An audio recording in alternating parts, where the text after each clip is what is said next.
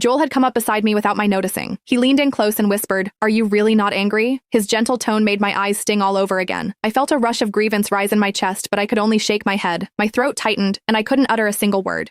Joel, however, looked relieved. "I knew you'd be the sensible one. You never get upset over the little things. Actually, there's something I wanted to talk to you about." He turned his head away, avoiding my eyes. "We should postpone the wedding next week. I promised your sister that I'd take her to see the northern lights at Aurora Bay once she turns 18. Now that her birthday's over, she won't stop begging me to keep my promise. So, I thought, why not take the whole family along for a trip? What do you think? The invitations haven't gone out yet. It's just a wedding, so pushing it back a few days won't matter," he said with a faint smile and a hint of affection in his eyes. My heart went cold. The tears I had just shed out of gratitude suddenly felt ridiculous. After being abandoned 99 times, why would I still expect any love from them? When I didn't respond, Joel impatiently scratched his head. "Come on, Soph. Yvette's never been abroad before. It's her first time going somewhere that far. As her family, we should be there for her. Besides, you've never seen the northern lights either. Think of it as an early honeymoon." "Sure," I replied. Joel blinked, taken aback.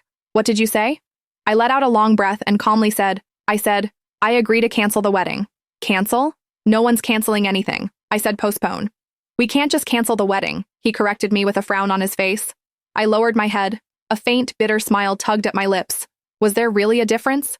As long as Yvette was around, she would never let our wedding happen. She couldn't stand me, and she coveted everything I had. I had known that since we were children. No matter how hard I fought, I could never win. My family's favoritism was her greatest weapon, and it was the reason she could keep me under her heel all these years. Now even my fiancé had joined her side. My eyes burned, and a familiar itch started to spread across my skin. The mango juice was finally taking effect. I nodded lightly and turned to go upstairs. There was allergy medication in my room, and I needed to take them before the reaction got worse. "Are you upset because I'm going to Aurora Bay with Joel?" Yvette's voice came from behind me, dripping with false innocence. I ignored her and kept walking. Yvette had always been that way. Even if I did nothing, all she had to do was cry or pout in front of our family, and everyone would rush to defend her. Joshua was the first to lose his temper. "That's enough, Soph. Didn't you hear Vivi talking to you? One moment you say you're not angry, and at the next you're giving everyone an attitude. Is this how you treat your family?" I didn't answer him. Such baseless accusations had filled my entire childhood, and I'd long since learned to face them without showing any emotion. But just as I set foot on the second-floor landing, a sharp pain shot through my scalp. Someone had yanked my hair from behind. Joshua yanked my hair so hard that I stumbled down the stairs. "Vivi's an adult now. You can't just ignore her feelings like you used to." I fell to the floor, and pain shot through both my knees.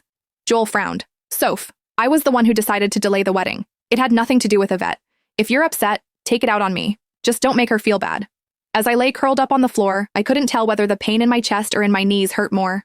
"Don't be mad at Sophia," Yvette said, wiping the corners of her eyes. "It's all my fault. I shouldn't have turned 18 so soon. If I had waited a little longer, then the trip wouldn't have clashed with her wedding." I caught the tiny smirk tugging at her lips. "You're